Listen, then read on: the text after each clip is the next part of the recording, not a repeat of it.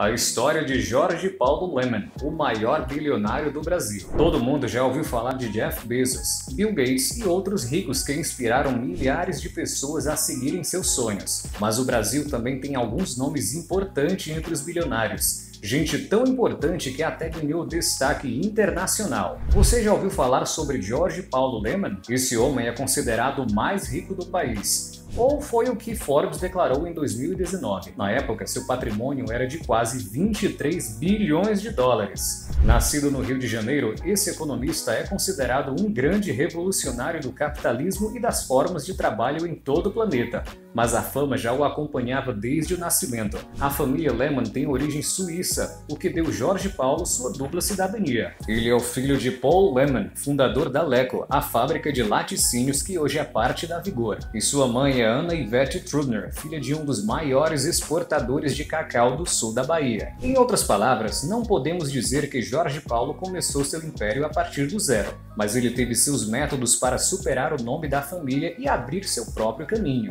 Ele perdeu seu pai ainda jovem, aos 14 anos, o que só o estimulou a estudar ainda mais. Seus colegas diziam que ele seguramente tinha grandes chances de se tornar bem-sucedido, e como dá para perceber, eles tinham razão. Assim como vários outros bilionários que existem por aí, parte do segredo de seu sucesso é o investimento em diversos ramos. Não se contentando em criar o Banco Garantia como o empresário Adolfo Compello Gentil, esse economista também foi um grande investidor de empresas como Lojas Americanas e Ambev. O Banco Garantia foi encerrado em 1988, porque passou para o domínio da Credit Suisse. Mas durante seu período de atividade, ele foi considerado um dos mais prestigiosos bancos de investimento em todo o país, sendo considerado pela Forbes uma versão brasileira do Goldman Sachs, um importante grupo financeiro multinacional, uma referência global de banco de investimento. Ainda não satisfeito, ele comprou enormes franquias. Se você já consumiu algo do Burger King ou da Heinz, sabe que está comprando legítimos produtos Lemann. O bilionário também tem um lado caridoso e filantropo, é claro. Ex-jogador de tênis e entusiasta da boa educação, Lemann é idealizador da Fundação Estudar e da Fundação Lemann. A primeira é uma ONG que incentiva a graduação e pós-graduação, que oferece diversas bolsas de estudo e treinamento para jovens talentosos do país, criando estímulo e oportunidade de desenvolvimento da carreira. A ONG que leva seu nome também visa incentivar e melhorar a educação do Brasil, mas dessa vez é mais voltada para o ensino básico público, oferecendo propostas educacionais, cursos para estudantes e professores e parcerias com diversas instituições renomadas, tais como MIT, Universidade de Stanford e Harvard, onde Lemann em pessoa se graduou.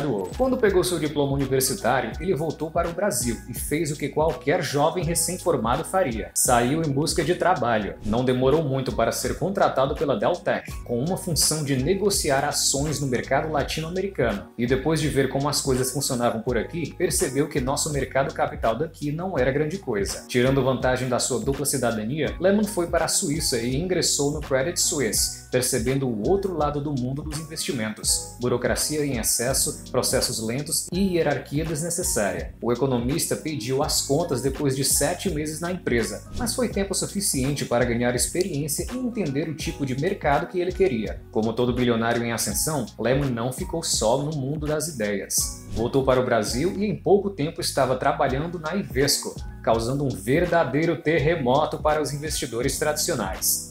Ainda em fase de experimentação, Jorge Paulo incentivou uma espécie de bolsa de valores paralela que se mostrou muito promissora, conseguindo movimentar 5% do volume da bolsa de valores do Rio de Janeiro. Seu sucesso o levou a rápidas promoções dentro da Invesco, mas a empresa quebrou em 1966, fazendo Lemann aprender suas importantes lições que o acompanhariam por toda a vida. Primeiro, é essencial dar a mesma atenção para receitas e despesas. Segundo, é preciso que todos os seus funcionários sejam bem remunerados, independentemente da sua área de atuação. Com essa nova ideologia em mente, o sucesso estaria garantido para Lemann. Ele fechou uma sociedade com Jorge Carlos Ramos da Silva, um empresário que ele conheceu na Invesco, e juntos eles formaram a corretora Libra, mas foi apenas na década de 1970 que o investidor montou a parceria-chave de sua carreira e de seu sucesso, ao lado de Carlos Alberto Sicupira e Marcel Herman Telles. histórias, que o acompanha até hoje. O segredo de uma sociedade tão estável e duradoura vai muito além de qualquer laço pessoal ou de amizade. Os três possuem papéis bem delimitados em seus negócios, garantindo uma grande autonomia no trabalho. E, talvez o mais importante de tudo, eles seguem os mesmos valores, em especial a simplicidade. Ei, antes de continuarmos, você está gostando desse vídeo? Não se esqueça de dar o like, se inscrever no canal e ativar o sininho de notificações. Ah, e aproveita e deixe um comentário também, é muito importante. Uma das grandes marcas de Lehman é um incentivo a novos talentos, o que inclusive é uma política muito presente em seus negócios. Aliás, esse é um dos motivos para ele proibir que familiares e cônjuges de sócios ingressem na empresa. Em parte, isso serve para evitar conflitos desnecessários que ocasionalmente assolam toda a empresa familiar. E em parte, era a desculpa perfeita para abrir oportunidade a quem realmente precisava. Lehman é conhecido por dar atenção a pessoas pobres, espertas e com desejo de crescer na vida.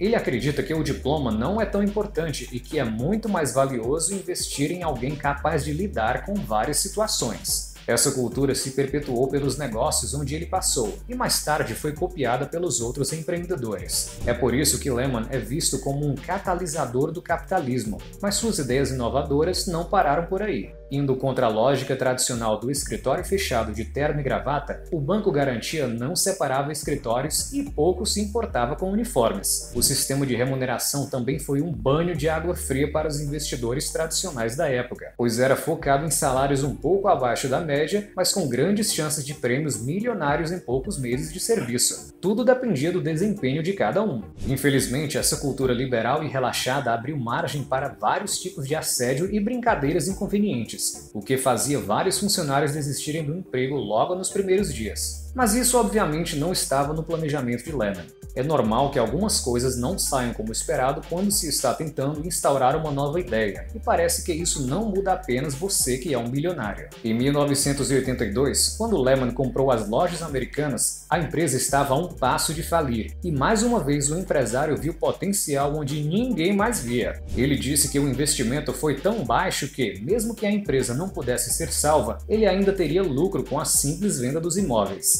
Basta olhar para a empresa agora para saber que foi um ótimo investimento. Apesar disso, não é nenhuma surpresa que o economista também estivesse sempre de olho nas novas oportunidades. Ele aproveitou o crescimento do Banco Garantia e usou o dinheiro excedente para comprar a Brahma, e após 2 anos, ele e seu sócio Teles conseguiram triplicar o lucro e fazer o faturamento crescer 7,5%. Esse foi o pontapé inicial para o nascimento da Ambev. Outra medida inovadora foi o programa Orçamento Base Zero, instaurado na empresa em 1998, para controlar radicalmente os gastos e revisar anualmente as despesas da franquia. Ao controlar não apenas os aumentos, Lehman conseguiu expandir ainda mais o negócio, e foi essencialmente para garantir o surgimento da 5ª maior fabricante de cervejas do mundo. A cereja do bolo foi oficializada em 2004, após meses de negociação, quando a Ambev se fundiu com a empresa belga Interbrew. Isso alavancou enormemente os negócios, gerando uma receita anual de 12 bilhões de dólares e garantindo o controle de 12% do mercado cervejeiro em todo o mundo. Sendo assim, não é nenhuma surpresa que o lucro da Ambev tenha aumentado 150% em 2 anos, sendo considerado um dos grandes casos de sucesso dentro do capitalismo. Atualmente, Lehman está mais afastado do mundo corporativo e se dedica às suas iniciais filantrópicas. Uma das grandes provas de que esse modelo é benéfico e lucrativo é o carioca Carlos Brito.